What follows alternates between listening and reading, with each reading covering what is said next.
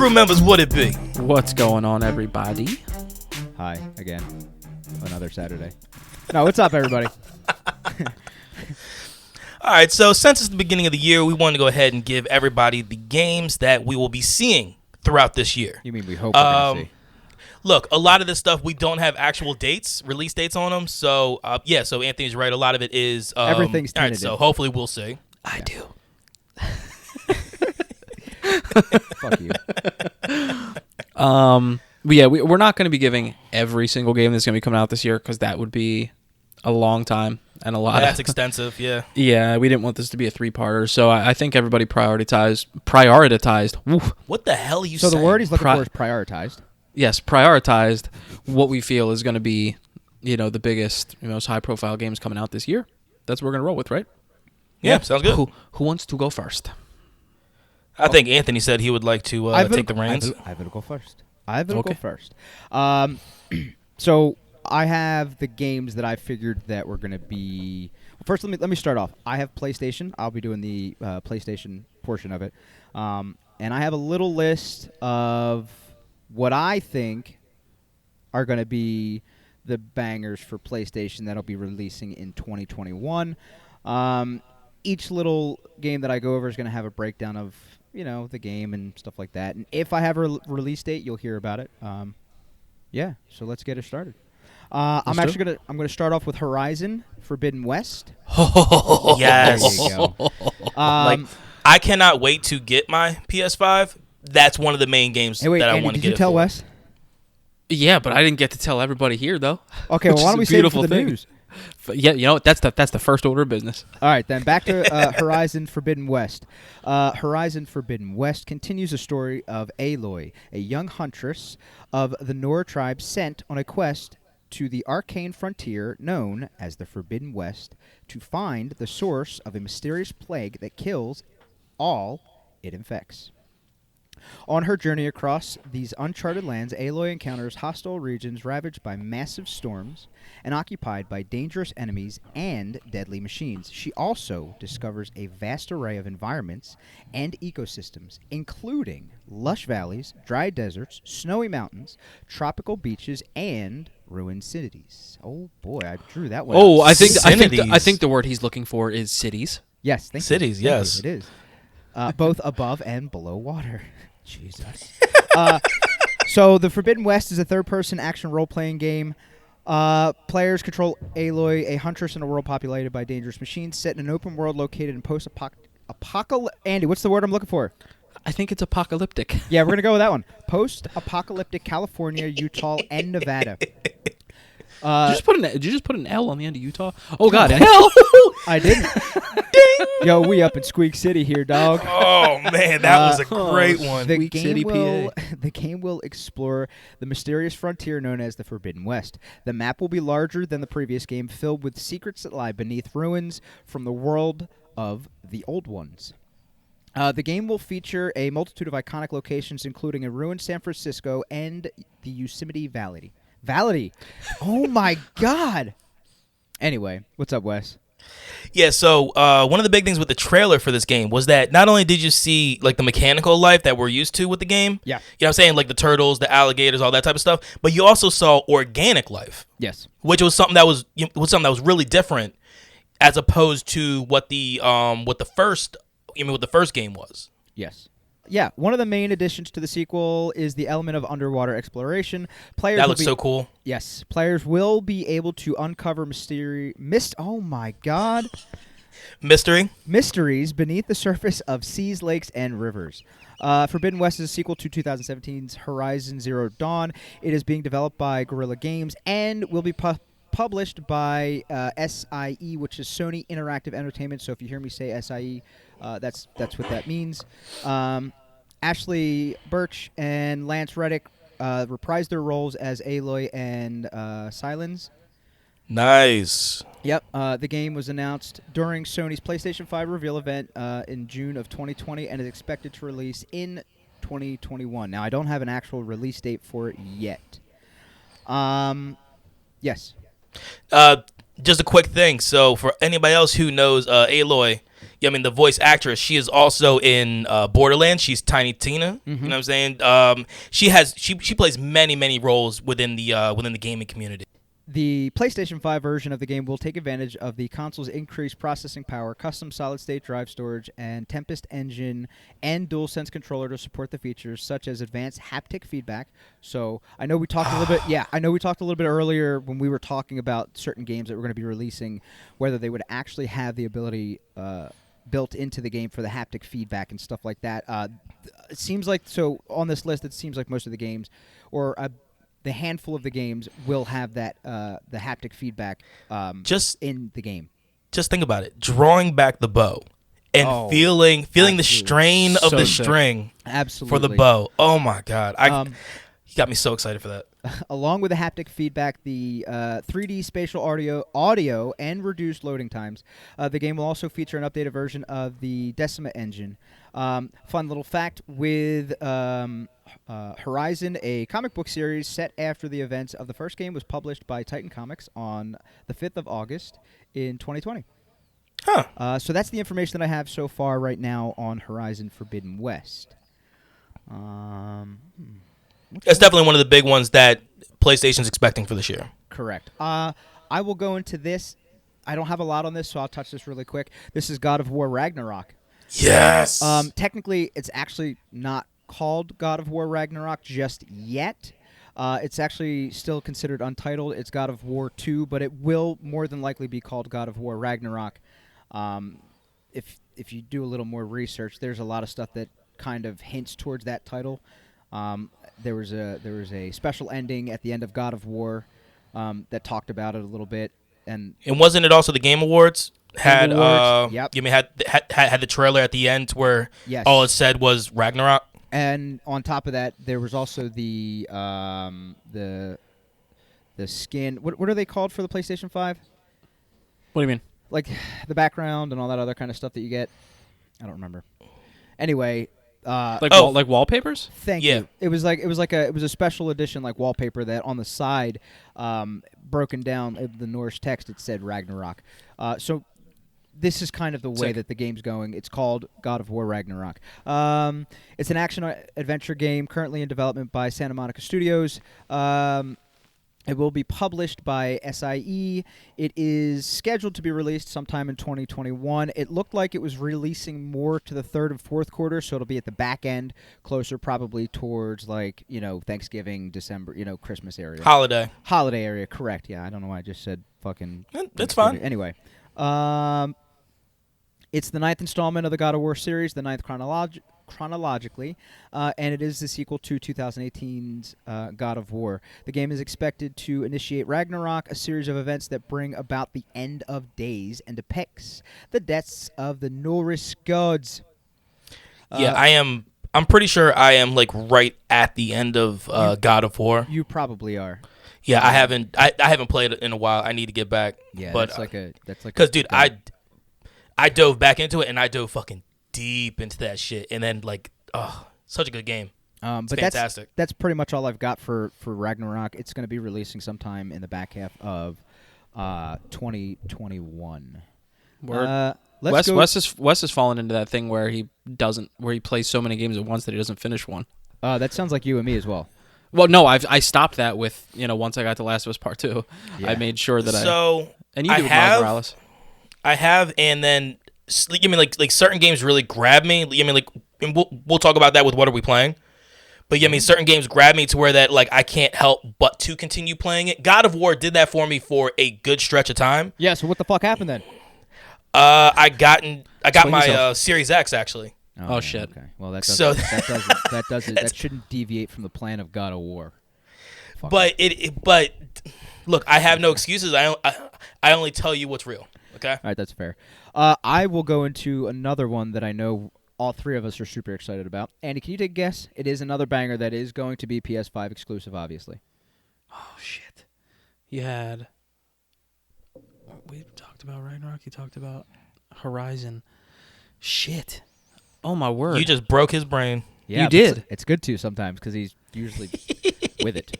This is a great thing because that means that I'm going to be stupid excited. All right, so the next game that I'm going to talk about is Ratchet and Clank Rift. Oh, shit! yeah. You will have the ability to traverse across worlds and multiple realities to stop a villainous emperor and from exploiting catastrophic dimensional I just lost myself. Catastrophic dimensional collapse caused by a device that is basically set to exterminate all organic life in all universes. So the real cool thing that we I saw lost I was reading. He and said then I so. thought It's about- yeah. I was Yeah. reading, and then I thought about something that had to do with the game, and then I lost my place, and then I fucking lost it again. I was like, you know what? I'm gonna straight from the cuff. So one of the real cool things about Ratchet and Clank, I mean, at least from all the trailers we saw, was that when you go into that green dimensional rift area, that's actually a load screen. You know what I mean? Like, so it shows how Ready? quick the load times are on these systems. So Ready for this? This Please. will be the first game of the series to introduce the concept of real-time, near, instantaneous travel between different areas. yes, That's the load screen, by the way.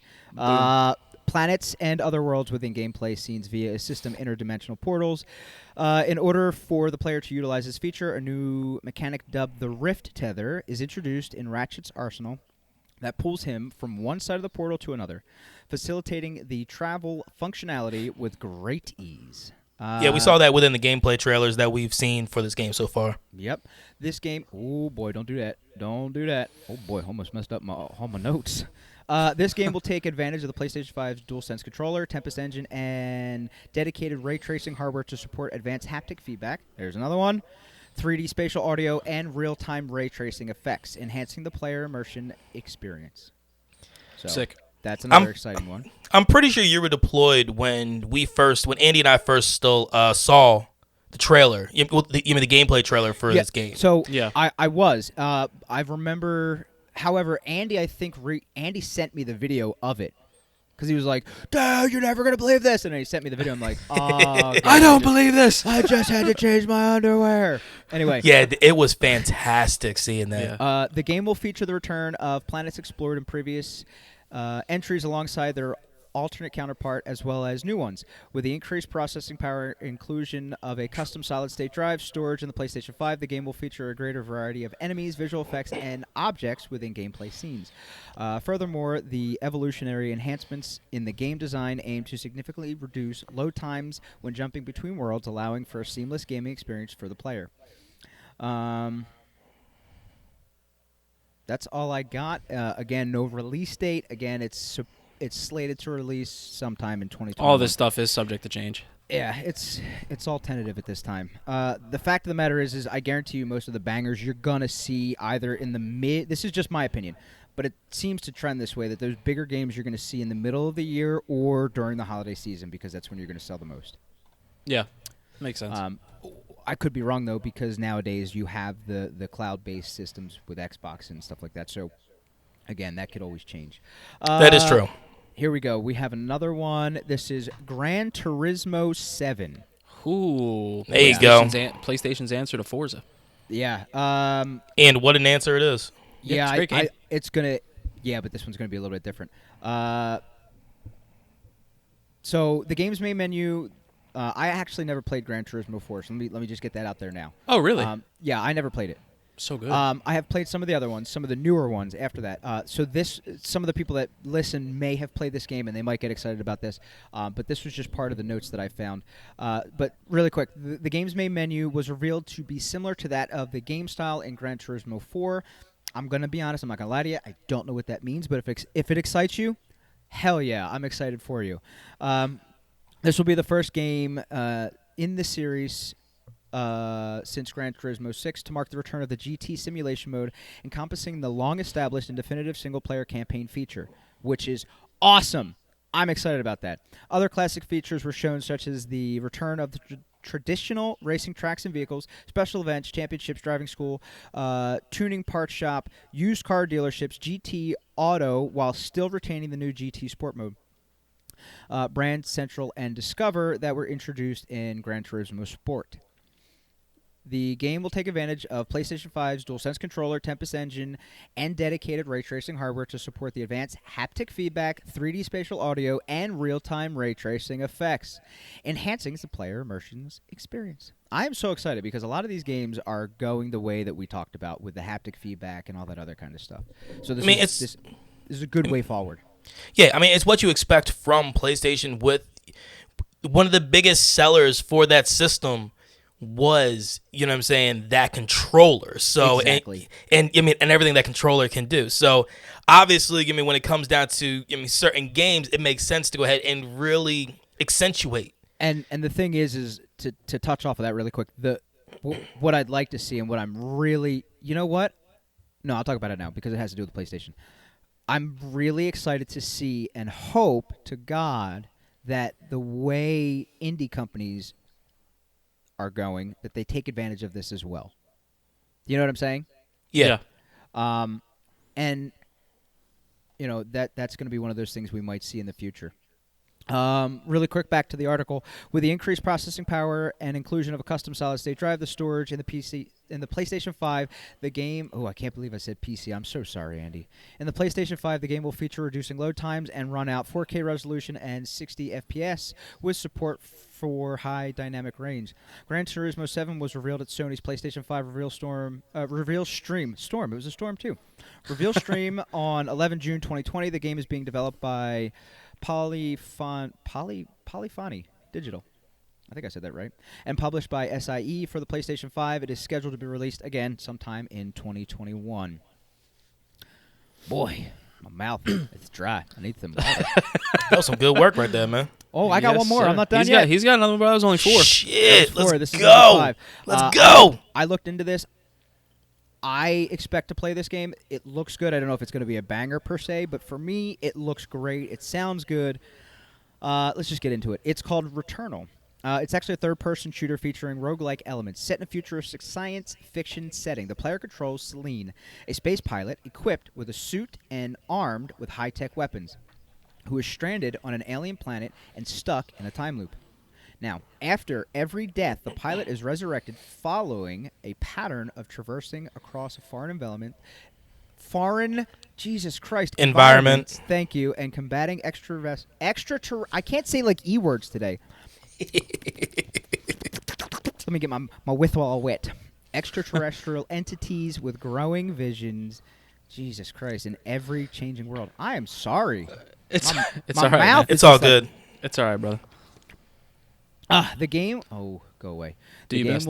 The game will take advantage of PlayStation 5 DualSense controller and Tempest engine to support the advanced haptic feedback, 3D spatial audio, enhancing the player immersion experience. It feels like every single one of these games that I listed is going through the right steps to make sure the game is as good as possible. Using the haptic feedback and all that. They all sound about the same at the back half of the article. With the increased processing power and inclusion of custom solid-state drive, storage in the PlayStation 5, the game will feature reduced loading times, a wide variety of enemies, visual effects, and objects within the game scenes. Returnal was revealed at Sony's PlayStation 5 stream on 11 June 2020. The game will be exclusively developed for the PlayStation 5 and is expected to be released on, I have a release date, Oh, shit. Let's go. March 19th, Nice. 2021. Few months out. Yeah. Exciting. That is everything that I have for my games that I am excited to see in 2020. Now, I will say that one game for that is at least for the first like 6 months or so that is a PS exclusive that I'm waiting to see is Deathloop.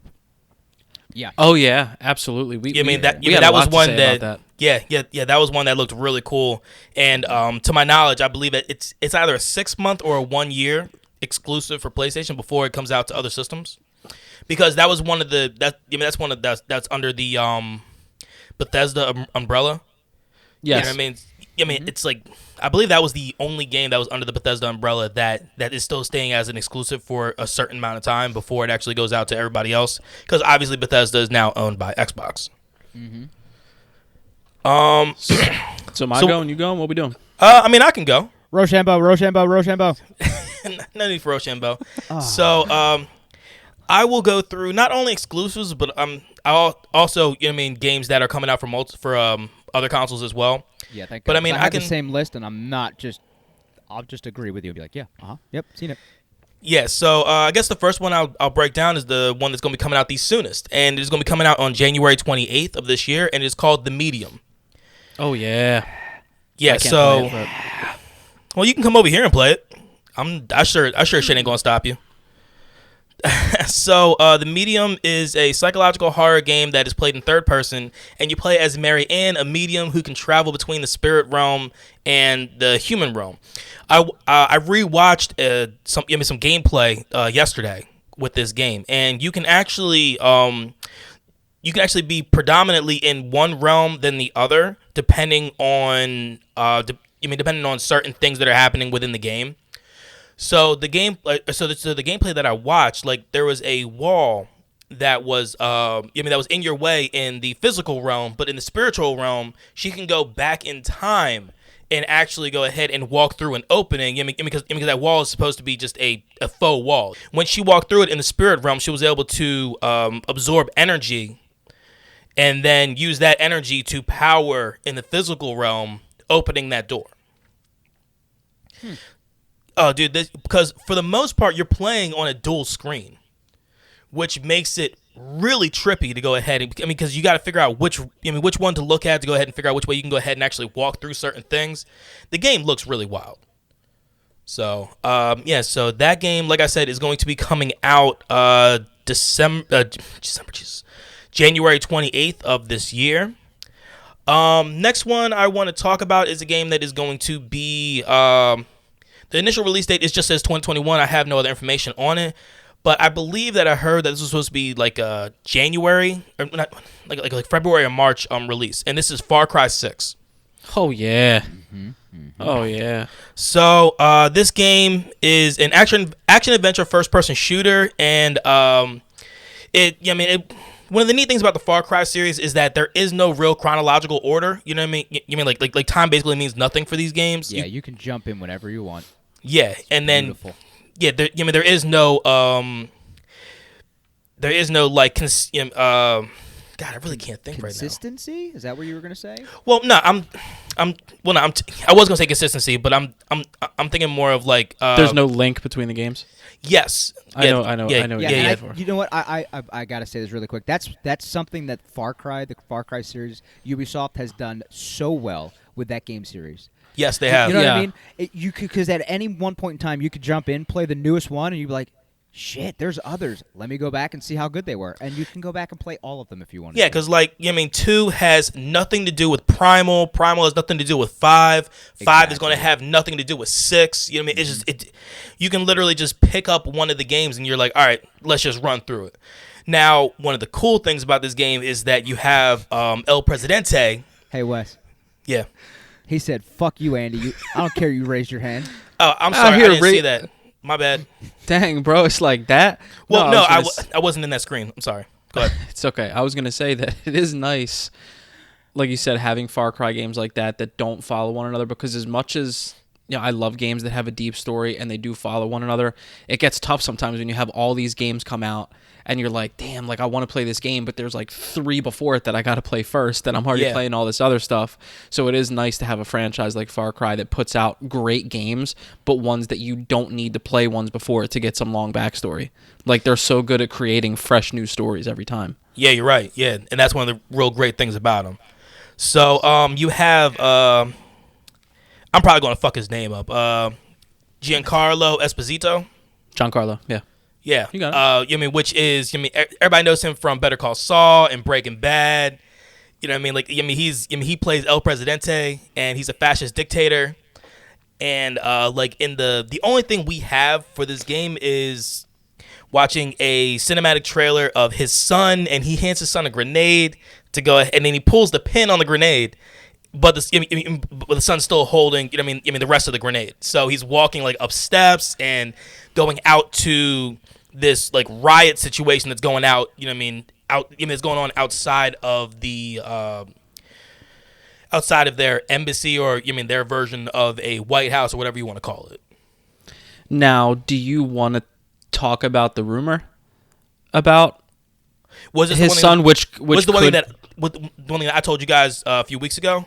yeah, which could technically be the first time that they actually do have a link to a previous game. Yes. So the That's son, really cool. so the son has a particular scar in a particular area that would go ahead and lean people to believe that there actually is a link between Far Cry 6 and Far Cry 2 or 3. 3, I thought. 3, I Was believe. it 3 that had the guy? Give me kind of know. Voss. Yes. Voss, yeah. Yeah. So the son could easily be you mean the main antagonist in Far Cry 3.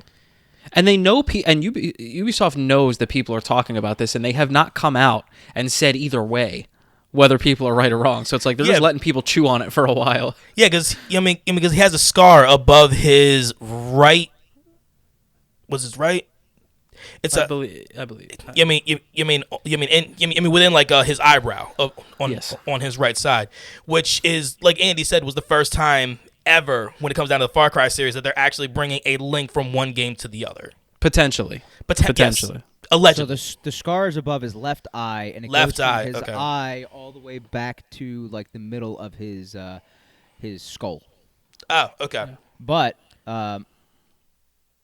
they have the funny thing is they're different because the scar's above the right kid's eye, and the Voss Is it? does not. The Voss does not have that scar above his right eye.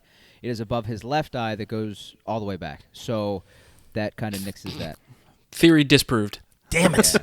All right. Already. However, that is awesome. That who knows? Maybe he got another scar. I don't fucking know. And the other one grew in somehow. I don't. It's Ubisoft. We'll figure it out. Sure. Continue. I love that. Sorry, Wes. Who knows? You never know. All right, so We'll figure it out. Yeah, He lives an unsavory lifestyle. He can get another scar. Yeah, Weird right. Things have happened. yeah. So we don't have an actual release date on that. Last I saw, and this was in like the middle of 2020, like towards the end, like maybe like towards like end of quarter 3 of 2020. They were talking about the game coming out in end of February, beginning of March. So we'll see what happens. Now, do we know if this is going to be co-op like the last one was? We know almost nothing about this game. Okay. That There- would be cool. there Because that was really a cool is- element that they introduced in the Into last 5, one. yeah. Yeah. There really isn't that much information on this game, and we have no gameplay. We almost have no real bio of the game, so I'm real excited about what we will see. Coming up. Yeah, the only thing that makes it different that I've heard about that I believe they confirmed is that this one takes place in a city rather than like the rural Yes. jungle areas that you're used to.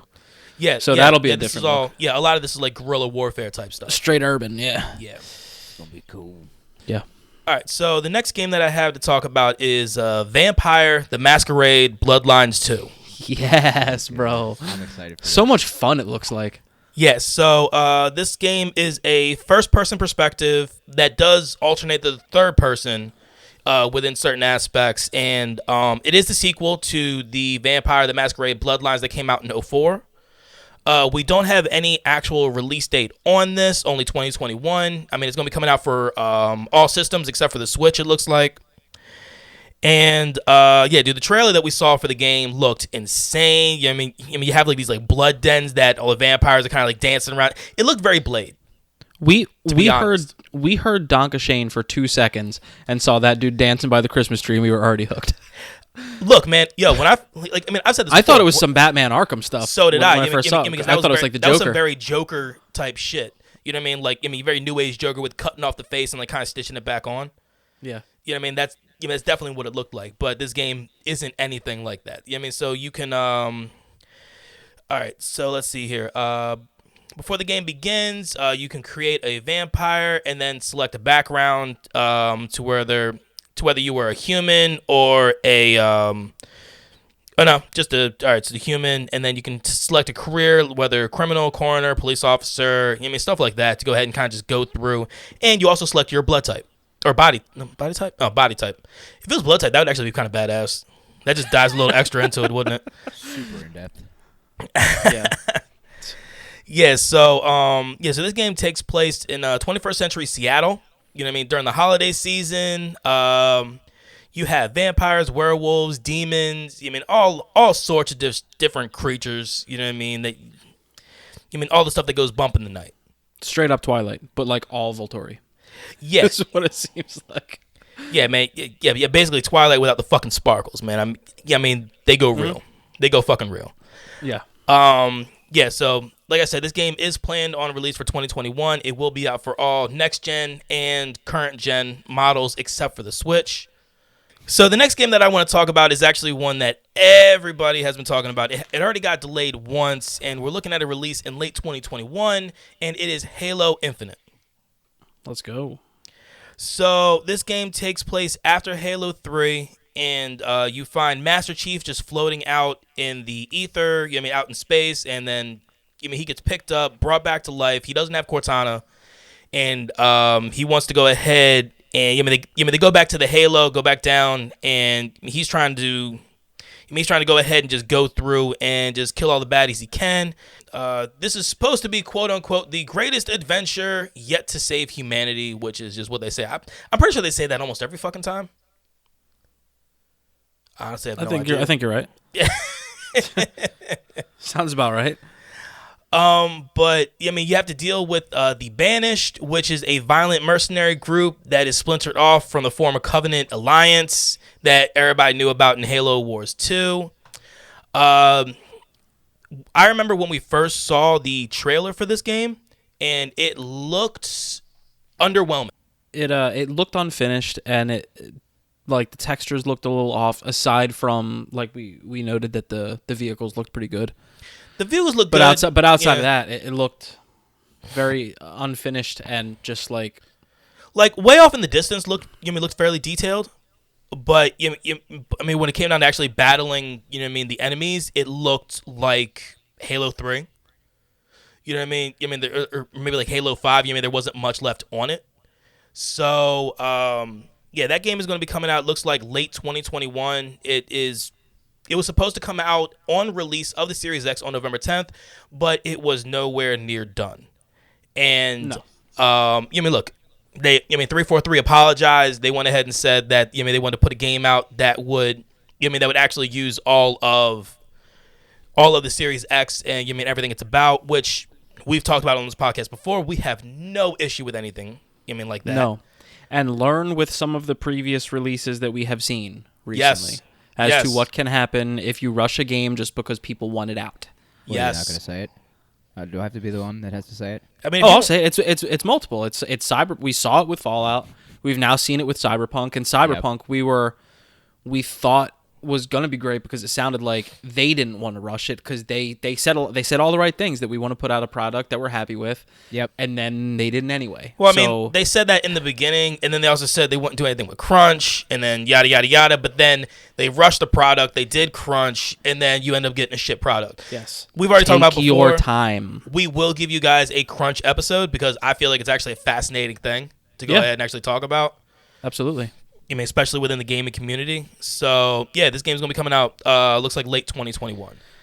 Next game that I'm going to talk about is another one that Andy is very excited for, and I'm also excited for, and this one is called Everwild. Oh, but your boy's not excited for it. Anthony's excited for that, too. That's the one where Swag. it was like the 4 people and like the holographic deer, it looked like, or like the spirit deer. All right. Whatever. Number one, I didn't know Anthony was. Look, I've only really talked about Everwild with Andy, not necessarily Anthony as well. So we all I know watched the trailer together, the trailer bro. in the fucking we did. studio, Yeah, we and did I bring damn him in near on that. creamed my pants because I was excited. Well, What you talking about? I didn't look at what you were doing with your pants, honestly. So I'm. Yeah, that's fair. That'd be awkward. All right. So Everwild is a new game from Rare, which is a studio that we know well. Yeah, dude. They come. Were they the ones that did? They didn't do Rage, did they? I believe they did. I'm going all the way back to Donkey Kong.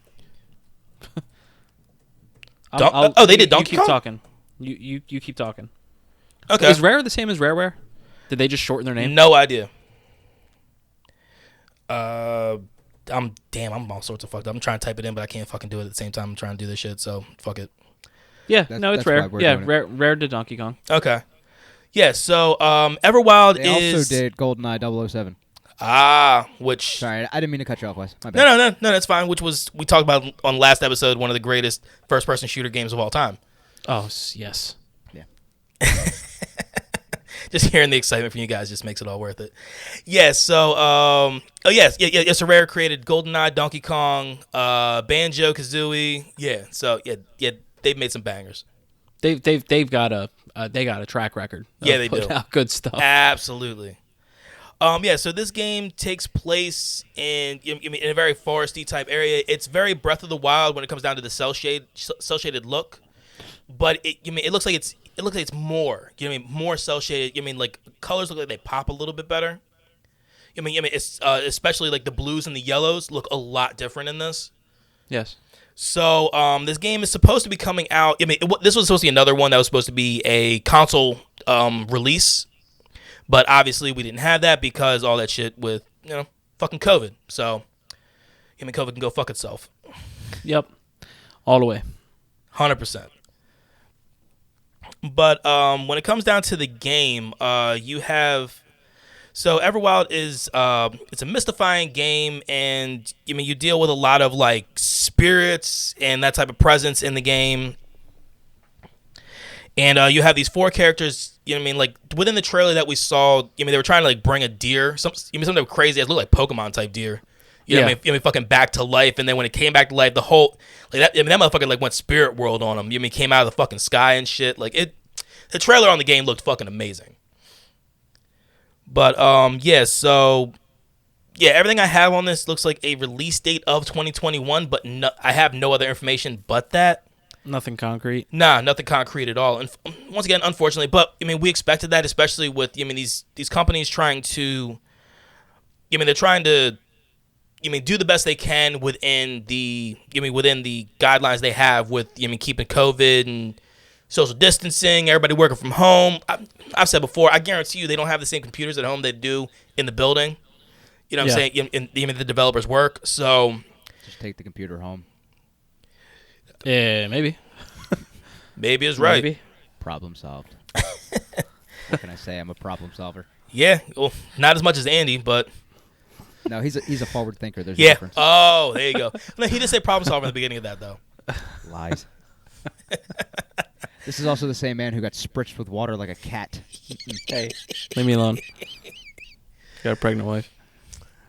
So the next game I want to talk about is a game that was created by one person that looks I know where this is going. Fucking incredible. Yeah. There are so many weird things within this game. I love how they put everything together. It is Bright Memory Infinite.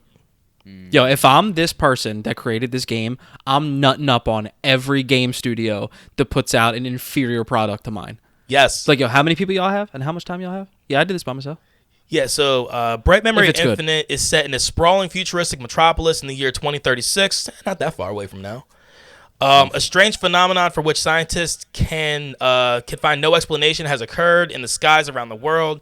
The Supernatural Science Organization, a research organization, or SRO, has sent agents out to various regions to investigate the phenomenon. It is soon discovered that these strange occurrences are connected to an archaic mystery.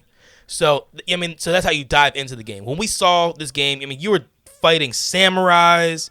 You had a shotgun. You were I was about to say you're fighting samurais with guns. Yes.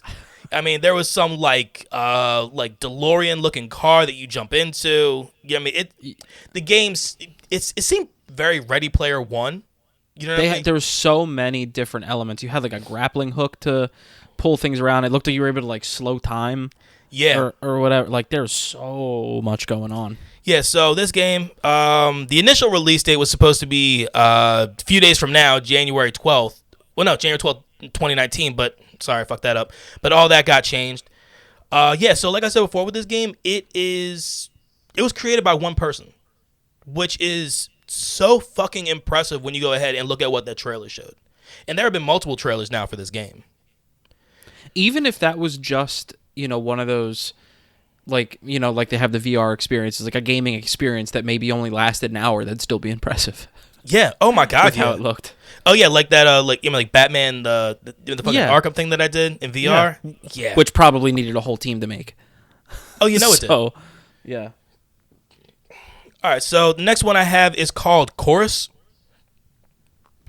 This was all right. So this game had this is another one we saw during one of the Microsoft events.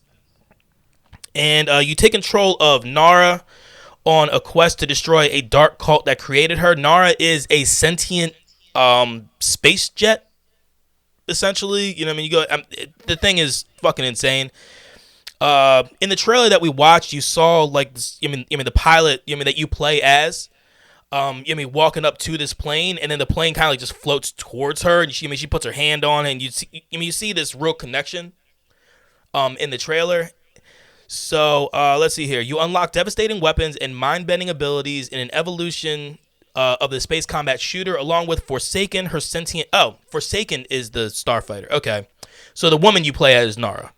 All right, my apologies. You explore ancient temples, engage in zero-G combat, and you venture beyond the waking reality.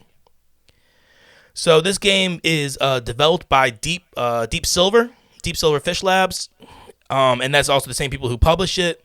The game is coming out some point this year. I do not have a release date on it. But yeah, man, this game was one of those that it didn't really show much gameplay. I mean, it showed a little bit of like dogfighting, in space, but other than that, you really didn't get much. But it does really, really look cool. I will say that. And the last game I'm going to talk about is one that we got like a 15-minute gameplay trailer on, to where you break the gun in half in order to load it back up again. It looked real fucking creepy and really weird. It is called Scorn.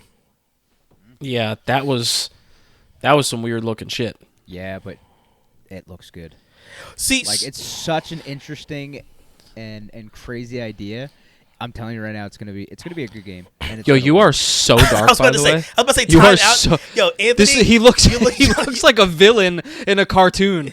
Like when they don't want to be seen, they're just in the shadow. Have you watched? It's due to the window behind me. Have you watched like Gang Wars on like History Channel? I'm that guy. Yeah, he looks like the guy. That they fuck the voice up so that way they don't know who it is. That's what Anthony looks like right now. This is a great podcast. You don't know who this is. Yeah, that's like I just look at him and like I feel like I just feel like you're going after Inspector. You actually almost sound like Mitch McConnell. Yeah. God, shoot me in the face when I come over, Wesley. Fuck. All right, continue. Score. Anyway. So Scorn is an atmospheric first-person horror adventure game that is set in a nightmarish universe of odd forms and somber tapestry. So it looks very techno-organic, would be the best way to explain it. When I first saw it, I thought it was something out of like the Alien universe, like the movie. Yes, 100%. You have guns that you can use, and the weird thing about the guns is that after you use all the I'll use bullets in a very, very loose term. When you reload, you quite literally break this thing apart. I mean, you hear like the bone cracking break in it, and then you refill these little like orbs into it, and then those are your ammunition. IGN, I believe, had a 14 or 15-minute gameplay trailer of this, and it looked. See, they call it horror, and I expect it. I expect some jump scare type moments with this game, but this game truly looks like something that even I would fuck with. Like, it looks fucking insane. This game looks wild as shit, and it is just so like it looks like you're in a, like I said, techno organic like body. You know what I mean? You're you're walking through like the veins and the capillaries of of some type of organism. So yeah, that's that game is coming out some point in 2021, and that is everything that I have on my Xbox games. Another one I do want to go ahead and just throw in as a quick honorary mention was Resident Evil Village. Some bitch, how's that just an honorable mention? Because that's more you than me. There's not a lot of that, and there's not a ton of information out on it. I mean, look, a lot of the shit I talked about doesn't have a lot of information, but that's fair. So Resident Evil Village is Resident Evil 8 and you arrive sometime in 2021 in this village, and this takes place a few years after the events of 7, and you will follow Ethan and Maya, and you go ahead, you deal with you meet Chris Redfield again, and I mean you also deal with werewolves, just to go ahead and just top it off, all sorts of fucking weird shit. Yes. Yeah, you do see that in the trailer. Yeah, I mean, there are also other games like Call of the Sea is another one that could be an honorable mention. Second Extinction, which is like that fucking game where you shoot dinosaurs. That one is an Yeah. easy honorable mention because that game just looks fucking sick. The Ascent was another one that looked like a Diablo 3 post-apocalyptic. We were like excited about that cyberpunk one. type world. Dying Light 2 is another one. I mean, obviously Forza, Stalker 2, so State of Decay 3. There are a lot of games that are coming out, I mean, especially that are exclusive to Xbox. I just went with the games that I like more, or or games that maybe you guys would like more. So, Yeah. yeah, that's the best I got. So, Andy, you are the one that had Nintendo Switch. So, And I'm excited because we don't get to talk about it a lot. Yeah, so why don't you tell us what you got? Okay, so first, what I have is, did any of you guys ever see Scott Pilgrim vs. the World? Yes, Yes. I have. I love that. Okay, movie. Oh, you well, talking about the Love the game? game. It's the 10th anniversary of Yeah. Scott Pilgrim vs. the World, and so you have coming January 14th, 2021, which should be, by the time this releases, the first game you'll be able to get your hands on if you want, is Scott Pilgrim vs. the World, the complete edition. Everyone's favorite soft boy hero is back and ready to battle Ramona Flowers' 7 evil exes. It is the re-release of the 2010 arcade-style side-scroller game that will feature all the original DLCs. So it's the complete edition. You'll get everything. It looks great. I watched videos on all these, so I can actually speak on like what they look like and everything, and it looks great. So you can pick that up again January 14th, 2021. Also, I should mention that you will be able to play as other characters. So that's what's sick. up. What's up, Wes? Yeah, so one of the great things about games like that, when you have those whatever anniversary editions, is you get all the content. Yes. You know what I mean? Absolutely. You get all the content for even less of a price than what a new game would cost. And that's just fucking incredible. I love when you get that type of stuff. Now, coming January 26th, you can get your hands on Cyber Shadow. It's the latest from Yacht Club Games. It's a retro... listen to this one. It is a retro cyborg ninja platformer action game that'll have you slashing synthetic life forms who have taken over the world. And looking at it, it looks very much like a Super Metroid game. It has like multiple levels that you ascend and descend through, and the combat style looks the same except for the fact that you're a ninja. So, but it has that Nothing style, wrong with that. and it looks like it's basically like a side scroller, slasher. What there was another game that came out recently, something Ghost Runner. You know what I mean? That that had that that cyber futuristic look to it with with a sword and all that type of shit. Now, one of the games that y'all already know that I'm most excited for, and we talked about it a few times, coming February 11th, is Little Nightmares 2. Yes. buddy. So it is the sequel to the third-person 3D suspense game. Seems only slightly terrifying. You play as Mono, a young boy trapped in a nightmarish world. Yeah, you play a young boy trapped in a nightmarish world plagued by the mysterious transmission of a tower in the distance. As you navigate the world to reach the tower, you'll travel through abandoned houses, deserted streets, and other scenes of horror. We've said before, it has that very indie Limbo feel. It's very dark, ominous. All of it is dark. It's not like, it's not like Ori where you have like a lot of bright shit going on. It's very macabre, it seems, and stuff like that. So, but it looks great. Like something that's as dark as it is looks great. Yeah, so would that be more like Limbo and those types of Yes. games? Give me some more of that type Limbo, of feel. Inside. Yeah. Absolutely. Okay. So that's February 11th, so keep an eye out for that one because that should be really good. And then one day later, February 12th, you have Super Mario 3D World plus Bowser's Fury. It's a new 3D Super Mario game, just what we need to soothe the soul. It's rolling out Super Mario 3D World and Bowser's Fury as a part of the 35th anniversary celebration, which they discussed, I think, a month or so ago. I think that's also the celebration that's going to feature eventually like Super Mario 64, the remaster for the Switch, I believe. It's got all the classic nostalgic features, whimsically colorful stages, co-op play local or online, plus Bowser's Fury, which fans speculate will be a dark world where you must fight the vengeful Bowser after saving the Sprixie Kingdom.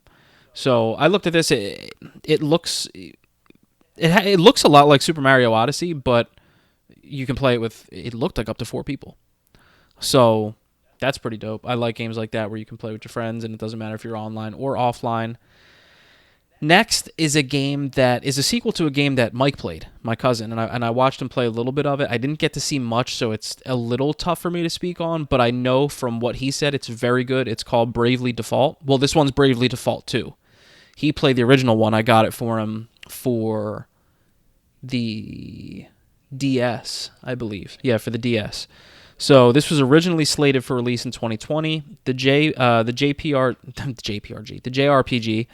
is finally coming out next month. While its title may sound like a sequel, it's actually more of a spiritual cousin to the original Square Enix game. With all new characters in a new world, its hand-drawn art style creates a striking, fantastical landscape for exploration and turn-based battles. Now, if you pull up some screenshots of this, you'll understand what I mean. It has a very unique art style, which you don't get to say that much these days. Like, you can always find something to compare it to. This is kind of unique. What was it called again? It's called Bravely Default 2. Bravely Default Got it. 2. You can even look at the first one. Like, it almost looks like you're playing through illustrations from like a storybook, like a kid's fantasy book or something. Okay. But it's a unique art style. Yeah. All right, I see that. I see what you're talking about. It looks it's like a mix of like anime and like Kingdom Hearts, you know what I mean? You mean like Final Fantasy type drawing. Okay. Yeah. Oh, that's wild. So that was one of the biggest games that came out for the DS, I believe, the year that it came out. So it's cool to see them come out with another one, and Square Enix isn't sleeping just on that, because March 26th you have Balan Wonderworld. Another Square Enix title. Balan Wonderworld is an action platformer game that takes place in 12 tales through multiple stages in Balan Theater. Characters Emma and Leo follow the maestro through the stages, unlock powers over 80 different costumes, collect secret statues to reach new stages, and battle evil bosses. This was, if I remember correctly, the only thing I could remember from this trailer was that this chick had freakishly long arms. But it seemed like a Kingdom Hearts-ish type game. Like any kid cartoony game you see these days, it kind of looked like that. But it looked fun. It looked very pick up and play. So that's always good. And also March 26th, which probably will overshadow Balan Wonderworld a little bit, is the next installment in the Monster Hunter world. And that's Monster Hunter Rise. Monster Hunter Rise releases March 26th, 2021. It will feature all the familiar monsters from the favorites like Tigrex, plus a host of new features like skippable cutscenes, if you want to. I mean, we don't do that around here, but I know there's some people that would like to. Brand new monsters. Now, remember those? What were those dragons? The wyverns, whatever they were. You can ride those now. Yeah, I think it was like wyverns or ryverns, something like that. Yeah, you can ride those. There's new areas, but you play one Monster Hunter game, you understand what you're getting into. The new monsters that I saw looked sick. The game looked great. You got to see all I always forget what they're called. That tribe. The cats that do everything for you. Palicos? Actually, I think he's right. Yes. I think he is correct, yes. My man. But yeah, the game looks great, and that's the next installment. Moving on, I don't have a specific date for this. It's just early 2021. It's called She Dreams Elsewhere. This, to me, could be one of those games that sneaks up on people because, when you're coming out with Monster Hunter and anything Super Mario related when it comes to Nintendo and Bravely Default, games like that, this might get lost in the shuffle. But if we're taking a vote for game most likely to get inside your head, the indie game She Dreams Elsewhere might just win. In the 2D top-down RPG, you play as Talia, a woman suspended in a comatose state who must confront her nightmares in a surreal dream world in order to wake up. Now, it looks very old school. Like, it almost looks like an NES game. Like, it looks like the first Final Fantasy game almost. It's got that dark 8-bit look with some like vibrant purples and blues and stuff like that. But it's an interesting idea for a game. So I think it's one of those ones that could, that maybe you don't expect to take over, but, ends up doing pretty well. Also in early 2021, we have Subnautica. Subnautica is a survival game set in an alien underwater world. After crash landing into this world, you must monitor your oxygen supply and explore the sea at your own risk, fighting to scavenge, to uncover mystery, and to make it out alive. Bonus, the sequel, Subnautica Below Zero, will also be available on the Switch in early 2021. This trailer was cool. I didn't expect to see this dude literally dive into the water and like he shot like an alien manta ray with some fucking alien blaster. I don't know. It was wild. Oh, so we going there already? Well, what was strange is, unless I'm tripping, it looked like in the beginning of the trailer, before he even went underwater, you had these things like stingrays flying in the air. Oh, nice. It was weird. It was some wild looking stuff. Now, this is one of those games. This is the last one that I have that I picked before I get to the honorable mentions. That is probably going to sound so stupid, but it looks so damn fun. It's called Skatebird. It is essentially Tony Hawk, but you're birds. I was about to say, can you please repeat the name? But okay. Yes, Skatebird. Skatebird. I swore I remember seeing something about this. Well, you probably did, because it's a game that had been slated for a while, but they pushed it back to work on it. Okay, that was it then. Yeah, the developers delayed release to further fine-tune the game, but the wait has only made people more pumped. It's a skating game, but they're birds, and these birds got sick feather flapping tricks, plus a bunch of bird puns, like...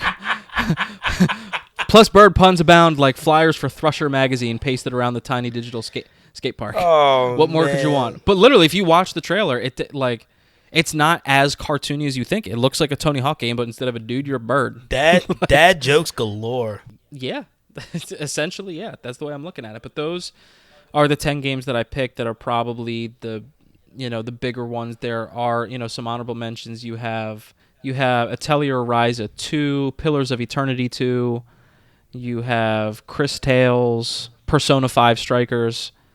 That actually probably could have been one of the ones that I picked in general. Yeah, Persona 5. I mean, that game has a huge following. You know what I mean? The whole Persona series. Yeah, they're up there. So yeah, I probably could have picked that one. One that excites me: Lego Star Wars: The Skywalker Saga. Yeah, that's also dropping in spring of 2021. Like, what, nine movies worth of freaking content? Yep. Jesus. No More Heroes 3. What else we got? That's probably about it when it comes to that. Now, since you guys didn't have much tech or anything to discuss, do you want me to just continue with what I have for that? Absolutely. Because your systems, because the PS5 and the Xbox Series X are so new, like, they don't have much in the way of... Yeah, and the thing is, we'll update the listeners when we get some news and some insider tech stuff like that for our systems when it does finally release. We're definitely going to keep everybody up to date on what we get. So absolutely, yeah, keep going, dude. Yeah, because just real quick, because look, there are a few things that we expect from these systems. Like for PlayStation, we expect like a new VR to eventually hit. Of course. And of course. It's cool that you can use your old one with the system as of right now, yeah. But that's probably going to be one of the first things that they release. Xbox, we talked before about, within part of the Xbox run, there is a certain amount of code that is available for VR, but we just have nothing on it yet. But with Xbox, all you really have is like the Elite controllers and just the adaptations of those and trying to make them just a little bit more, for the next gen type systems. So yeah, there really isn't much. So, but we know that you have, you got a bunch of stuff because there have been a lot of rumors that we've actually talked about for a few months now. That had to do with, with a system that, an upgrade version of the system that might actually be coming out for the Switch. Yeah, that's right. So, talking Nintendo releasing a more powerful Nintendo Switch has been, it's been ramping up as of late with multiple rumors cropping up. And one of the most well-known data miners, in the latest firmware update for the Switch, it includes details surrounding a Switch Pro, allegedly codename Aula. I think that's how you say it, A-U-L-A, so Aula, yeah. According to the findings, the next Switch will house the same chip that's in the current Switch Lite and now the improved Nintendo Switch model that has improved battery life, which is always good. Even though the Switch Pro looks like it'll have the same chip, it will operate at higher clock speeds and also be capable of some improved visuals and performance. Apparently, the firmware also points towards support for the Realtek chip, and if that's true, that's how Nintendo will achieve the 4K resolution, but only while it's docked. As of right now, only while it's docked will it have 4K resolution. Display-wise, it's looking like the new model could have an OLED screen, which will make the handheld experience far superior to what it is now. Okay, so an OLED, doesn't that lend itself to a like 4K style like graphics? So if you're talking about only seeing 4K docked but then having an OLED screen, it feels like you're losing something there. Not necessarily, because if you look at the VR, right, the PlayStation VR, each lens is OLED, yeah. correct. However, Andy, if you can correct me if I'm wrong, I'm pretty sure that doesn't play in 4K if it's hooked up to the PlayStation Pro. Right? It only projects outward to the TV if it's hooked up to a 4K TV, that sort of thing. Okay. So I mean, Yeah. it would make sense that it would be the same with the Nintendo. Okay. Yeah, I mean, you got a point. So again, these are all just rumors as of right now. Nothing is concrete, but generally where there's smoke, there's fire, and there's been a lot of smoke on this one. So it's possible. And does that mean that it'll come out this year? No, but maybe even if it doesn't, I'm assuming we'll get some more information on it. Now, there's not a lot of whole new tech coming out, but there are some things, if you're playing the Nintendo Switch, that could make your life a lot easier. Some stuff that you can have that is available for purchase right now that you can use. One of them is the BTW3 Bluetooth 5.0 USB-C audio transmitter. Basically, if you want to use your Bluetooth headphones with your Switch, but you're worried about lag, this adapter gets around that with a low latency codec support. So you literally just pop the adapter in the USB-C port, press the button, connect it to your headset, and you have, you can use your Bluetooth headphones with virtually no lag, which is nice if you're someone that's, trying to play your shit and don't want to bother anybody else. Nice.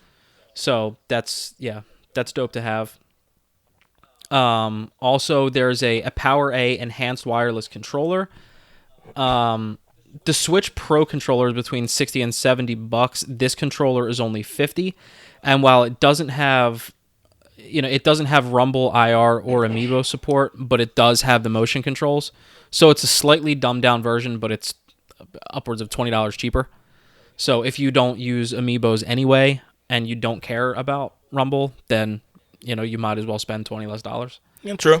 And also one of the cool things about it is that it has 2 extra buttons on the bottom of the controller that can be mapped on the fly, and it runs on AA batteries, so you don't have to worry about running out of power, and they're always rechargeable. And since the battery isn't built in, you don't have to trash the controller once the battery stops holding a charge, unlike some of the other Switch controllers. Because once they stop charging, you can't do nothing but trash them. Yeah. Another thing is a Power Core Plus charger. It's a battery and a 60-watt charger, so you can charge your Switch with just about any power bank. But the Power Core Plus can deliver 45 watts of charging power. So basically, the wall charger can refill this massive bank in less than 3.5 hours, and then you got a full charge. The HyperX Charge Play, which is something that I actually kind of want to get, it looks super sick, is a charging case that combines a battery and a kickstand into the body of the grip case. But the clutch grips are removable, and once you remove them from the body, they magnetically snap together. So the Joy-Cons in each, so you slot the Joy-Cons into each grip, and then you have a controller that feels basically the same as like the one that comes with it. Oh wow. Yeah, it's dope. That sounds impressive, actually.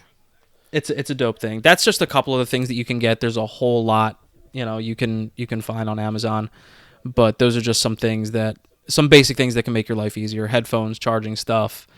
They also have a portable screen that works when the controller is not docked, but you still want to keep it on the fly. So if you want to play with friends or whatever, and because you can't play co-op on the fly with your Switch on that tiny screen. Yeah. Like, that's just not going to work. So they have the really cool, like, fold-up portable screen that you can find on Amazon that's, like, not super huge to lug around and is perfect to just set up on the go if you're going to be out somewhere with your Switch and your buddies are with you. And, yeah, I heard that, too. Ding! But, so that's everything we wanted, we were able to give you, for PlayStation, Xbox, and Nintendo for what's coming in 2021. And now I believe we wanted to get into some of our own personal goals for 2021. Yeah, we can go ahead and talk about that. So I'll start off. Obviously, my first one is to hit affiliate. You know what I mean that's a pretty much a Well, that's a given. You gonna I get think it. That's all of our goal. That's Yeah, not but just you. Yeah, but he's We gonna want get it by you the to end of the get week.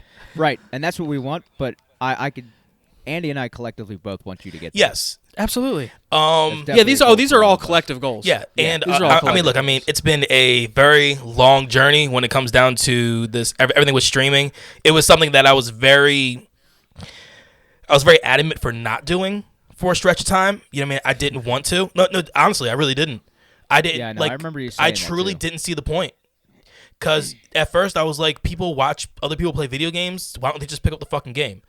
But then when I started doing it, and then I actually started watching my friends stream, I fully understood what was happening. And I'm like, oh, let's get it. Okay, I get it now. Yep. And look, man, we've made a lot of great friends through everything when it comes down to the podcast and streaming and all that type of stuff. And it's been fantastic. So that's number one. Number two for me is definitely a full podcast one, and that is trying to do at least one live show a month. That one is I like that that. one is much more on my end because I need to figure out the logistics. You know what I mean? Because I'm the producer on all this. You know what I mean? So that's that's definitely my job here. But it's one of those ones that I feel like early afternoon, drop a pot. You know what I mean? Go ahead and tell everybody we're streaming live. It'll be something that'll be a lot of fun. You know what I mean? I feel like a lot of people will jump in and they'll go ahead and really enjoy seeing the live fuck ups of this. You know what I mean? To where it's, Oh, you know what I mean? So, Yeah. for the stuff that I can't go ahead and delete out. Yeah. True. And number 3 would be to get upwards of like 7,000 listens by the end of the year.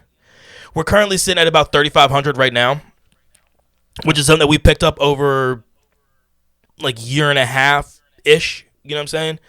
So being able to hit 7,000, it's a fairly lofty goal to go ahead and try to make a little over 18 months worth of work happen within 12. But doable. I feel like it's absolutely doable. And when it comes down to like the streaming, like we have something that's going to be coming up for me personally for streaming soon. Once we figure out a little more of it, we'll go ahead and actually break it down for everybody. I'm actually really excited for this. I was actually talking with Anthony about this before we even started recording. Yeah. And I'm super excited for you. You mind if I say something real quick? No, go ahead. About it. So really quick, it's going to be an amazing weight loss journey that we want people to follow us on, and it's going to be for Wesley. Yes. And this is out of the three of us, I'm the workout fanatic. I love going to the gym. It's just my thing. It helps relieve stress. It makes me happy. And the conversation basically broke down as you have to find, and this is with anything in life, including working out, you have to find something that is going to make it enjoyable for yourself. And at the end of the day, that's what he did. He found something that he is super excited to do, super motivated to do, and that's the most important thing when it comes to anything. And it's new. It's just exactly. It is Well, it's so new, new for me to go ahead and even attempt. It's the way I look at it is it's right. This is just me being, I guess, the military part of me. Meathead. It's the no. When it comes to something that you want to do for whether yourself or anybody else, there has to be a little bit of a passion involved, right? Like same with our podcast, Yeah. right? We're very passionate about what we do when we talk about video games and we play video games and stuff like that. So I'm really excited to follow you on this journey. This is going to be exciting not for just yourself, but for everybody else who's going to actually be a part of the journey as well. So I'm super pumped for this. Yeah, so this is going to be something that we're going to start pretty much around the beginning of February because I have a procedure that I'm having done towards the end of January, and I need to take some time off before I can actually get into like a workout regimen. So there's no point in me starting it tomorrow and then only doing it for like a week, 10 days. So, but yeah, so those are my goals that I have. I mean, some of it lands a little more on me personally than the podcast itself. But that's only because I try to continuously push myself to be better. You know what I mean? Especially with this type of stuff. Yep. So, which one y'all guys want next? I mean, all right. I don't have. So I'll be honest with you. I don't really have a lot of goals set for the podcast because it's already awesome.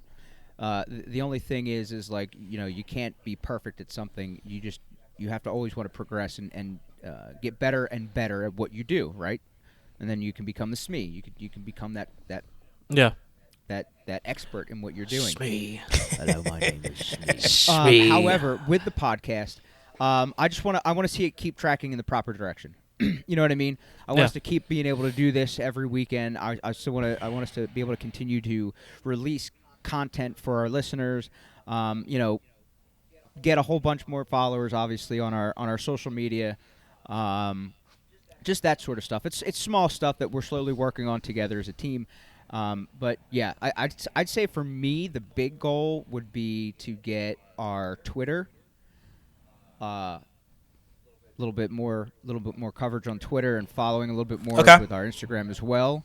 Aside from that, the way things are going, I like it. All right. I like it, plain and simple. Let's go. For me, my first goal would be to deactivate our Facebook. I mean, it's just so bad. No, I'm just kidding. No, seriously though, no. One personal goal, I would like to get back into streaming a little bit more myself. I wanted to wait until you got affiliate, so then Anthony and I could, work on ours. But this way we have a little bit more freedom of when we stream because we don't want to take away from any of yours that help. Of course. Get things going. Yeah. So, and you're basically there. So I would like to start streaming a little bit more. A couple goals that I have for the podcast. I don't know that this is going to happen this year, but if we should hit the 1,000 within the year on Twitter. I would think so. So, I would like to take a shot at getting verified. That'd be cool. But that's just a silly little thing. I still have the same goal that I had last year. It'd be nice just for 1 month even just to get recognized on one of these like top podcast lists. That'd be cool. Just a little recognition for what we do would be sick. I mean, I have a great time without it, so it doesn't really matter. Yeah. But that's something that I have. But the biggest one really, and it goes part and parcel with the wanting more followers on Twitter, is because we get to meet even more people because we have so many cool friendships that we have with people that we wouldn't have had if we didn't have this. Like we wouldn't know, guys from the Unknown Games podcast. We wouldn't know the Spaghetti guys. We wouldn't know. We would know. We knew guys from the Swisscast before this, but and there's I hate forgetting people. There's someone I know that I'm forgetting. A couple people I feel like I'm forgetting, but just to meet even more people would be cool. We picked up a lot of friendships. Through doing the podcast. And like you said, Unknown Games, mainly Adrian, but Adrian and Alex from them, and then obviously Alex and Jacob from Spaghetti Boys. We already knew Mike, but then actually meeting, for me, meeting Sam and everybody from Twisted Cape. So but there's look, I'm the one that runs the Twitter, so being in constant contact with Lamer Gamer and Lamer Gamers is another one that's actually they've actually come back now. They went on a little hiatus. Yeah, they took a break. But they've been what the Famicom has actually been really pushing people look towards us. Lately, and it's something that that's really appreciative.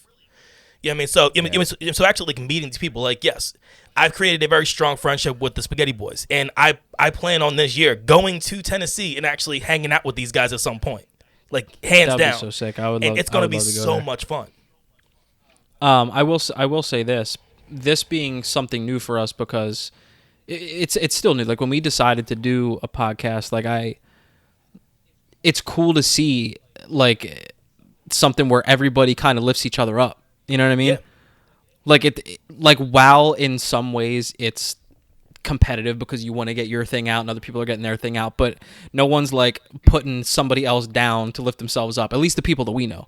It seems true. Everybody lifts each other up and is let's just both shine. And it's sick. I'm right there with you. So it's far, sick, it's and I like it. Nothing but an amazing community of people. Yeah, and it's it's funny because you think gaming podcast, What the Famicom, Lamer Gamer, and us, as long as Lit Game Arena, there's a few of them that actually kind of do basically the same type of thing, but we all try to go ahead and promote each other. You know what I'm saying? Yeah, which is absolutely awesome. I put Unknown Games podcast in a completely different genre because they deal exclusively with Japanese games. You know what I mean? And Japanese lifestyle. So, Yeah. I mean, they're a little different.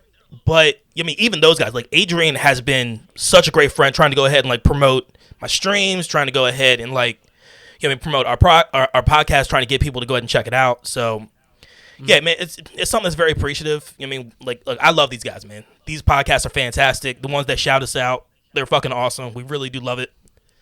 Yeah, absolutely. Yeah.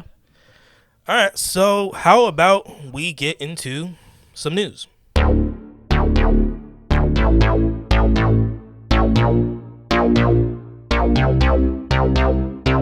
All right, well, let's do it. All right, let's hit it. So I have 2 articles, and then Anthony has something as well. Yeah, I got one. And I got something after them. So the first article I have is Xbox put out a survey and asking the people that bought the Series X what they think whether they would like having a controller that's a little more like the PS5 DualSense. Spoiler alert. Yes. Yes. 100%. Yo, I haven't even touched a PS5 controller besides when we did the unboxing, and I want that damn controller. I really do. I will say this. Granted, I haven't actually played a game with it. This is nothing. This literally just has to do with some of the cool, innovative tech that's in the PlayStation 5 controller, because it's not like the Xbox controller sucks or is uncomfortable. Like, it felt very comfortable. No. So I don't think it's in any way to shit on the controller that they got. No. So, I mean, look, Xbox controller is IGN said it well when they said it is a positive evolution, you mean, when it comes down to controllers for that system. But PS5 completely took the cake when it comes down to the controllers. I mean, they really did. So, I mean, because you have like the haptic feedback. Anthony, what are the other? It's the adaptive triggers. Yeah. So, I mean, you have all that type of stuff. You mean, so once again, like, Thanks, Andy. I thought he said Andy, and then I forgot. Like, oh, this motherfucker's got a name kind of like mine. Bro, side note, you know how many times we'd be fucking hanging out, playing video games and shit, and your mom's like, and one of yous, come here. Yeah.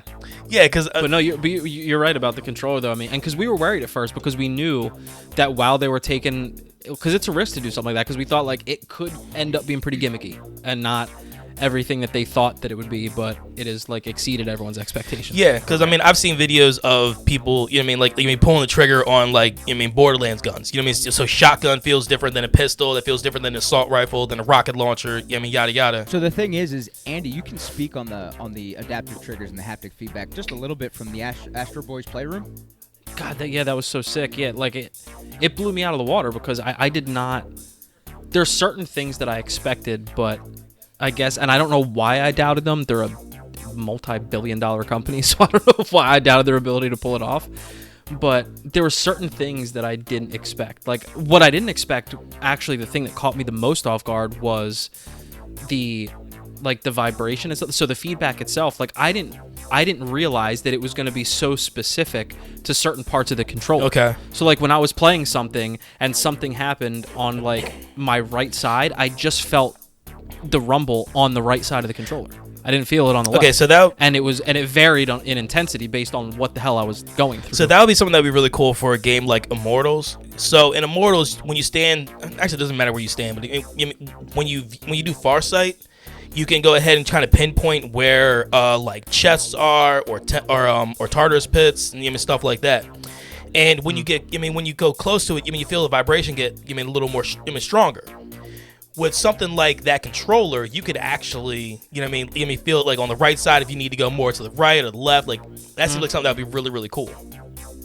Yeah, it was a whole lot of fun, and I'm just super excited. Yeah, something. No, I thought. Where is he? He's in freaking secret agent mode again. It's the window behind me. No, I figured. Like, I thought you up and left. I did. I'm still here. No, I figured you were going to do both articles, and I would just go and do mine. Okay. Or do you want me to do mine? No, I'll do the other one. So we do know that when IGN did their review of the controllers, they gave the PlayStation controller a 9, and then they gave the Xbox controller an 8. When it comes down to the scores out of 10. So I will tell you, as a Xbox Series X player, I would love to have a fucking haptic feedback controller. I feel like that would be something that would be really, really great for the games, especially games like Gears and, you know what I mean, and like Immortals, and obviously, you know what I mean, like Call of Duties and shit like that. So the next one I have, the next article is something that actually kind of bothers me, but only because I wanted the game this badly. So Outriders, the Square Enix game is going to be delayed until April 1st. But what you get from it is actually a demo that is going to be coming out at the end of the month. So they dropped a tweet out to the world, and they went ahead and said, "Happy New Year. We believe it's important that players get the experience a new IP like Outriders before release, so that you can decide for yourselves whether the game is something you wish to pre-order, purchase, or play. For this reason, we're excited to announce that on February 25th, we will be publishing a free demo, giving everyone the chance to play the first few hours of the game with all 4 classes. So it doesn't matter. You can be a pyro, you can be a technomancer, you can go ahead, you can play as all the classes, which actually is something I think is pretty cool. It sounds like you're getting a solid demo. Is what yeah, dude. Yeah, because now here's the thing: if you play the demo, does everything port over to the full game once you get it? That's the key. I haven't seen anything about that yet. I am curious about that because look with 76, I played the first 3 hours of 76 4 times. You mean the game that we don't talk about? Yes, but I talked about it right now. Yeah, dude. I did that shit fucking 4 times, and it got stagnant very quick. You know what I mean, having to go ahead and go through all that shit. And that entire game is stagnant. Look, people still play it. I'm pretty sure I was the one that played the most of it out of the 3 of us. So yeah, that game just done rubbed me the wrong fucking way. No thanks. Fuck out of here. All right, yeah. So in both single player and co-op, you can go ahead and do this with the demo. And here's the great thing about this: the co-op is all consoles. PC, I'm almost guaranteed the game is also Switch, Xbox, PlayStation, Stadia. It doesn't matter. So if you guys downloaded the game and then I downloaded the game on Xbox, you guys download on PlayStation, we can all play together the demo. That is cool. That was one of the biggest things with this game that I thought was so incredible was that they put that out there right off the gate that this game was going to be cross-platform play. And I absolutely love it. And look, I already planned on buying the game anyway.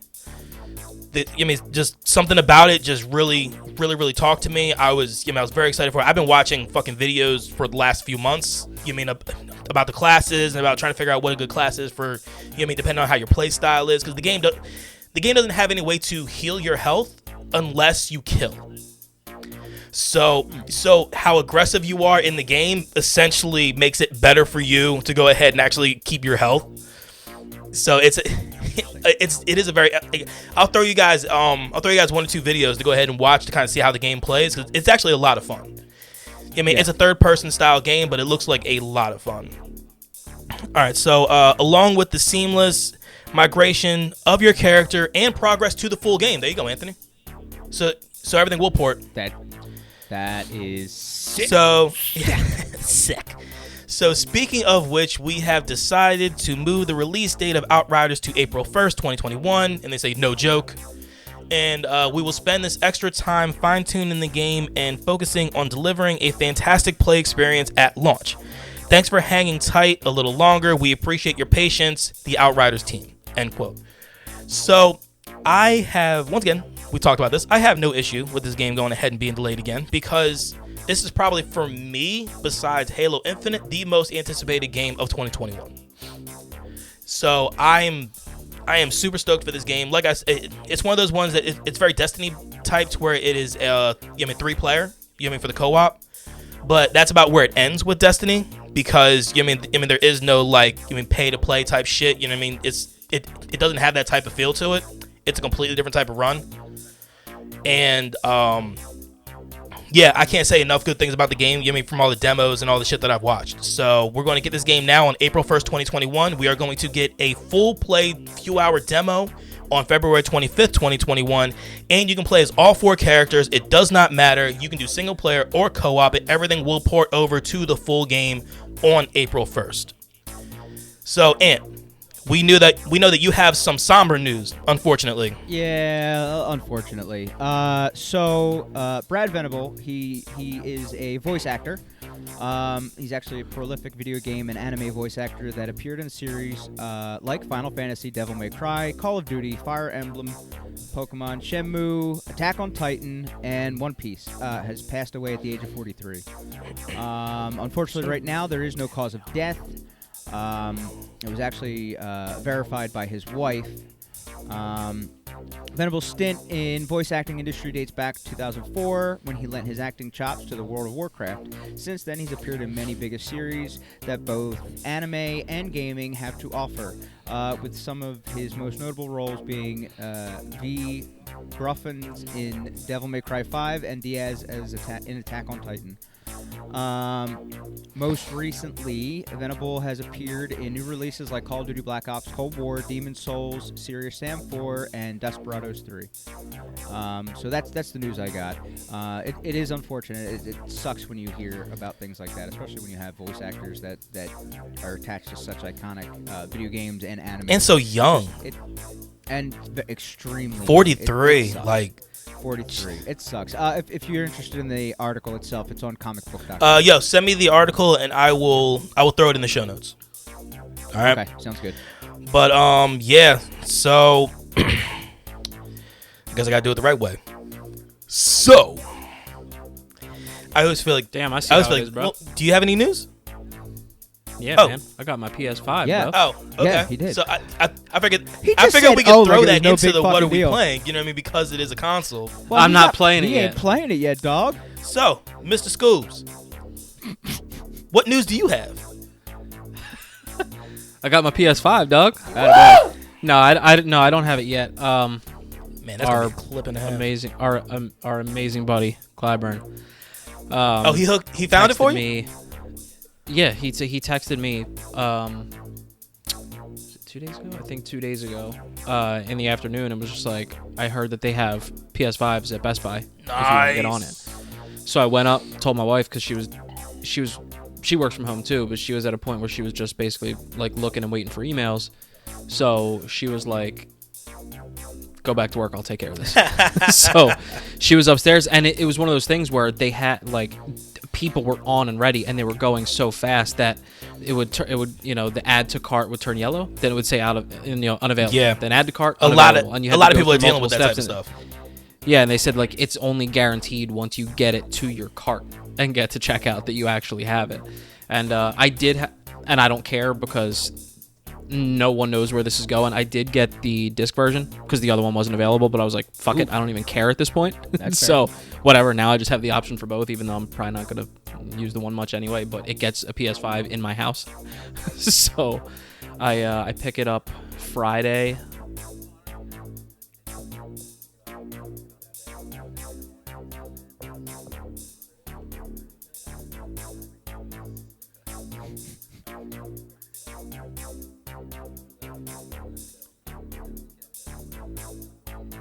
You will not see me.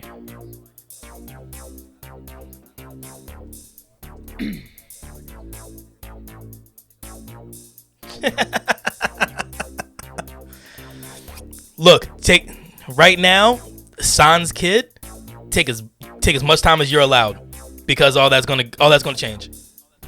Yeah.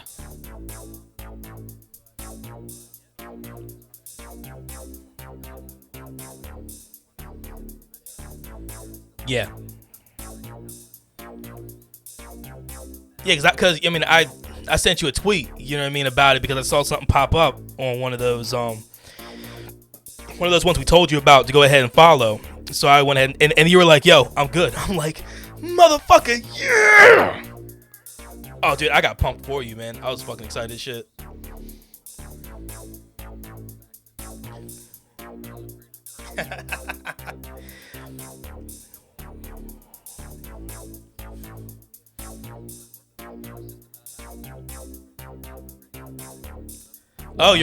You're completely walking away from it.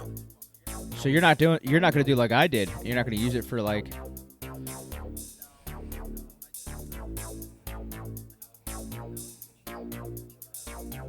Okay.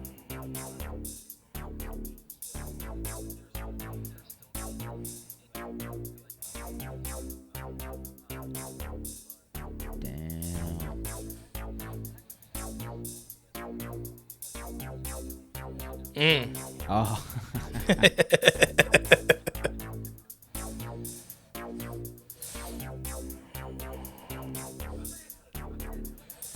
Oh, having to port everything over? Yeah.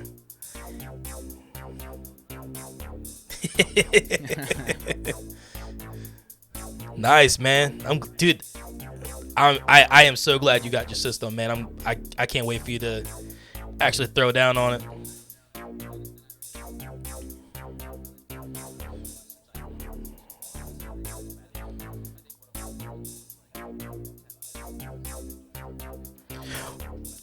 Well, you know that you can. I mean, dude, look into it. But you could easily have the system and then go ahead and just pay it off in payments.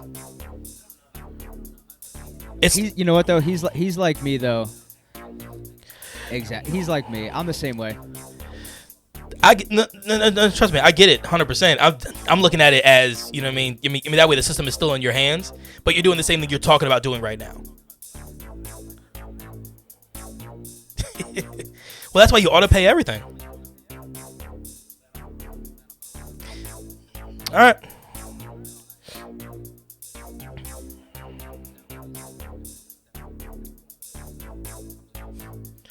All right, man. Oh God, I cannot wait till you get both. I mean, I'm super excited for the PS5, but now I'm also excited for you to get the Series X, just because that system is it is so good and so much fun. And then when you get it, you also get Game Pass. Yes.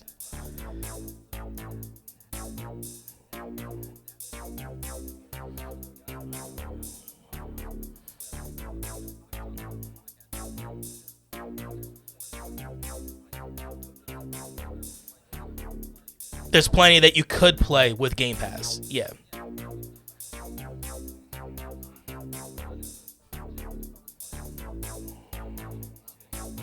Yeah.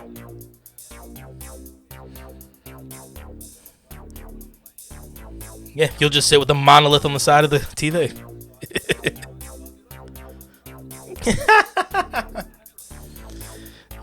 Yeah, you're. Oh, you're not going to have it sit sideways?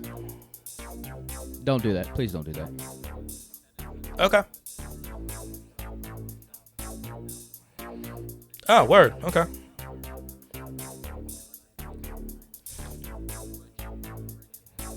Nah, I mean, the thing's sitting like, what was it, like 15 inches? Something like that? 15, 16? Okay. Yeah, I'm almost guaranteed it's closer to 16 inches tall, so. Massive motherfucker. Yeah, dude, yo, that thing was huge when we were unboxing that thing. I was like, holy shit.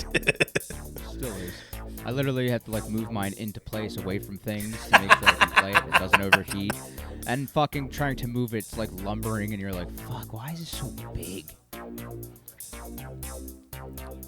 Oh, you bet. It's a good fucking pick. I hope you That's do. a good pick.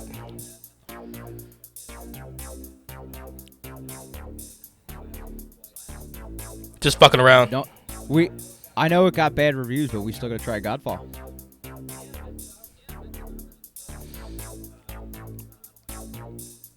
Hell yes. Well, they might not be. I mean, so Jacob talked about it on Spaghetti Boys before about how Godfall is, and he basically agreed with everything that we've heard. So.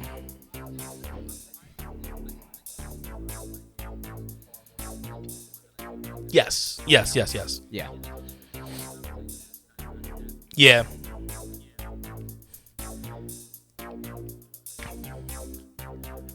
So. I hate when you do that. Fucking laugh at it. We're getting ready to hear about more Chell and more of what we are playing.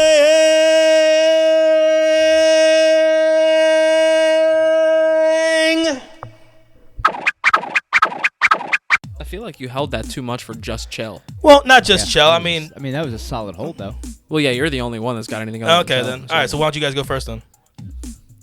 We don't want to talk about it. We've been so back and forth. We've had some good days. We've had some bad days. Anthony's had some teams terrible days. Oh, we are Day. not talking about that. I'll let it go. I got half the contracts fulfilled. Chill out. I almost fulfilled Yeah. this in this past game we almost played.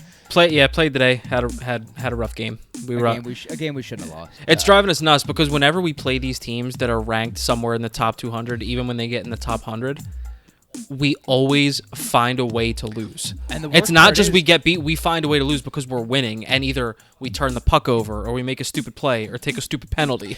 Like we But always do sometimes it. it's not just us though. Sometimes like No. today we lost because of fucking computer.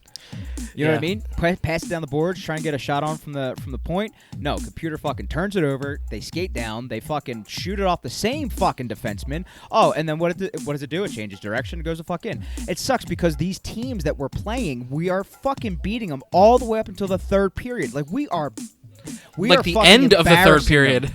Like all the way up until like somewhere between 2 and 5 minutes left in the third, and then it And just we're all goes just to hell in a fucking, we're handbasket, man. embarrassing them between shots on net, passing. I see your hands up. I'm not done talking, Wesley. I'm gonna dunk on you now, pal. Anyway, it's just like it's so stupid because at the end of the day, when we try and have our computer do shit like this, nope, it says fuck you. EA is gonna just fucking dip their balls in your fucking face and say, "Hey, pal, no, not working for you now. No, not doing it." Now I will. Wes, you had something. Now I will say that I mean we are in Division 2. You know what I mean? Yeah, and we were fucking what 2-0-1 away from Division 1, and obviously we lost. Yeah, so now we're still in Division 2. We had 3 games left. All we had to do was go 2-0-1, and we would have been in D1. Look, But now we but gotta try we again. stay in D2. You mean, which gives us Yeah. another chance to go ahead and move up. So That's not good enough for me. If I there get was, that, like, Anthony.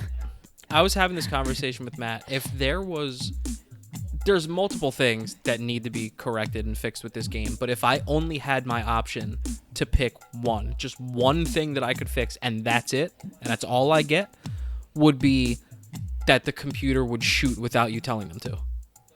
Like when you work those pucks to the point for an open shot, and all they do is either pass back and forth between the points, or they try to walk it up, or they don't do anything, or as soon as you pass them, they pass it right back to you. Like I wish that they would shoot without you asking them to, and maybe maybe that's like 1A and B in that is if you're going to force me to have to hit a button to call for them to fucking shoot, who in the boardroom decided to make it the same button that you poke check with? So as you're calling I'm for calling someone, for a shot, but I'm gonna trip somebody and take a penalty too. like yeah. it makes no sense. If you're not gonna you're setting us up. If you're gonna make them not shoot, you're gonna force me to tell them to, but I have to risk a penalty every time I want them to. It's so stupid. Like how does that? Like who decides that that's a good idea? How does not one person go? I think we need to fix this. Like nobody. Wait, I have a question. Does L1 do anything? I suck That was a at talking lot of- about controls that was a when lot the of controller's silence. not in my hands. When No, the but- controller's not in my hands, I'm like an idiot. I can't figure No, shit out. but that's it. That's a legit question. Does Yes, L1 that's L2 the L2 loose puck skates take button. backwards.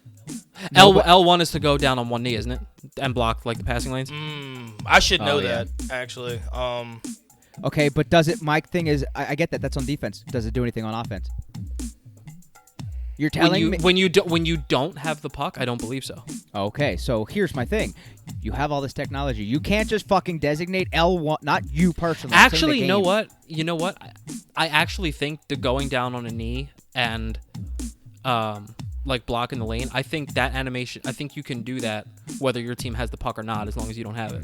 So I'm make it that pretty- one. Make it that one. Because then I'm not gonna go at least trip somebody. I'll go down on one knee and look like an idiot. Well, Who no, cares? you can still trip someone that way. Wes has done it a million Yes, times. I have. Because he's still, I mean, so have I, but because he puts a knee down, but he also still has his stick down like all the way to the ground. But if someone steps over it, you still trip them. Which There's is gotta fucking be an stupid. answer.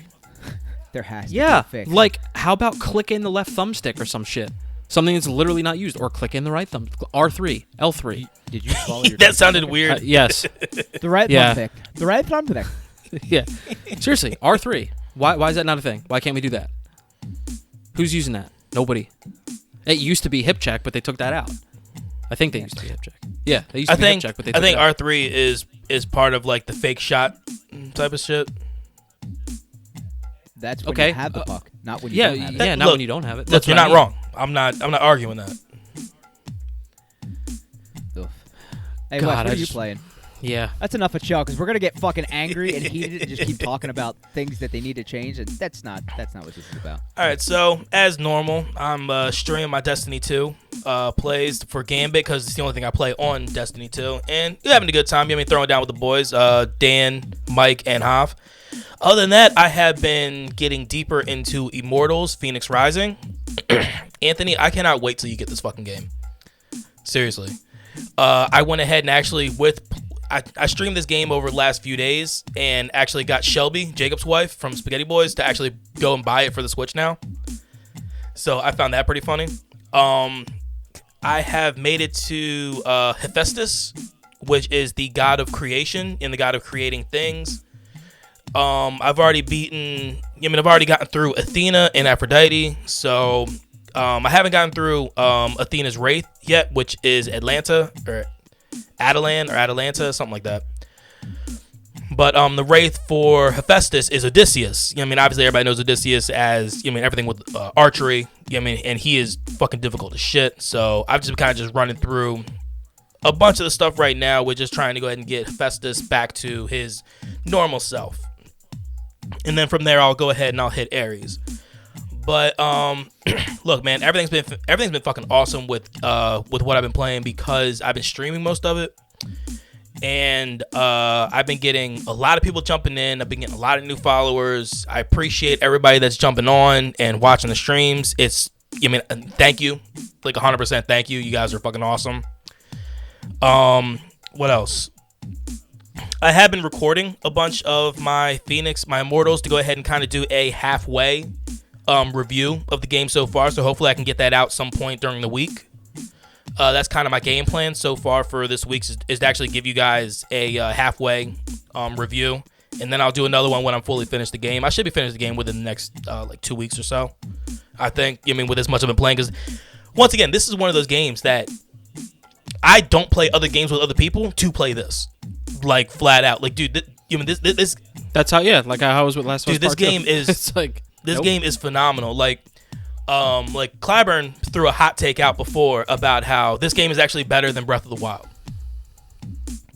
And interesting. I don't disagree. No, I don't disagree at all because like the problem solving really makes you work hard a lot of times with trying to figure it out. And the problem solving isn't just within the the shrines of this thing, which are the Tartarus pits, but it's also all throughout the world. So it makes it a little more a lot of thinking involved in the game, which is a lot of fun.